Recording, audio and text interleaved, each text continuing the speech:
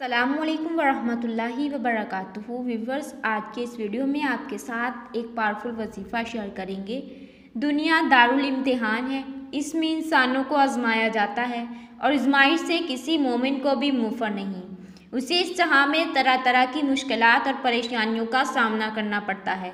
किस्म किस्म के हमूम व गमूम इस पर हमलावर होते हैं और ये तमाम मसाइब व अलाम, बीमारियों, तकलीफ़ सब कुछ अल्लाह की तरफ से होता है। इस पर ईमान व यकीन रखना मोमिन के अकीदे का हिस्सा है, क्योंकि अच्छी और बुरी तकदीर का मालिक व मुख्तार सिर्फ अल्लाह है। अल्लाह ताला अपने बंदों में से जिन्हें चाहता है उन्हें आजमाइश में मुब्तला कर देता है, ताकि वो अताअत पर मजबूत होकर नेकी के कामों में जल्दी करें, और जो आजमाइश उन्हें पहुंचती है उस पर वो सब्र करें, ताकि उन्हें बगैर हिसाब उन्हें अजर सवाब दिया जाए। और यकीनन अल्लाह की सुन्नत का भी यही तकाजा है कि वो अपने नेक बंदों को आजमाता रहे, ताकि वो नापाक को पाक से और नेक को बद से और सच्चे को झूठे से अलग कर दे।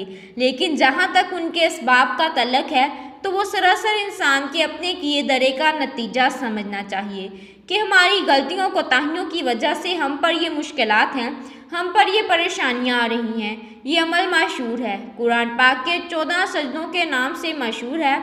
इसका तरीका ये है कि अगर किसी को कोई परेशानी हो, कोई मुश्किल हो, कोई भी हाजत हो, तो कुरान पाक में कुल 14 सजदे हैं, जिन्हें सुनकर या पढ़कर सजदा करना वाजिब हो जाता है। इनको सबसे पहले कुरान पाक में मौजूद 14 सजदे हैं, इन पर निशान लगाकर रख लेना है। करने की तरतीब व तरीका ये है कि आप निशान लगाकर जब रख लेंगे, आपको पता होगा इन आयात पर सजदा करना है।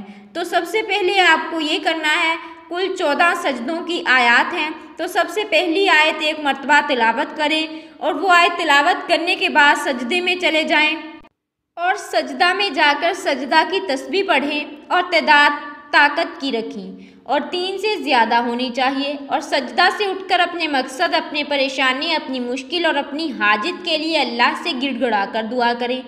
फिर दूसरे सजदा की आयत तलावत करें और आयत पढ़ने के बाद फिर सजदा में चले जाएं और फिर इसी तरह तस्बीह पढ़ें। फिर इसी तरह दुआ करें, गिड़गिड़ा कर आजिज़ी और इनकसारी से दुआ करें।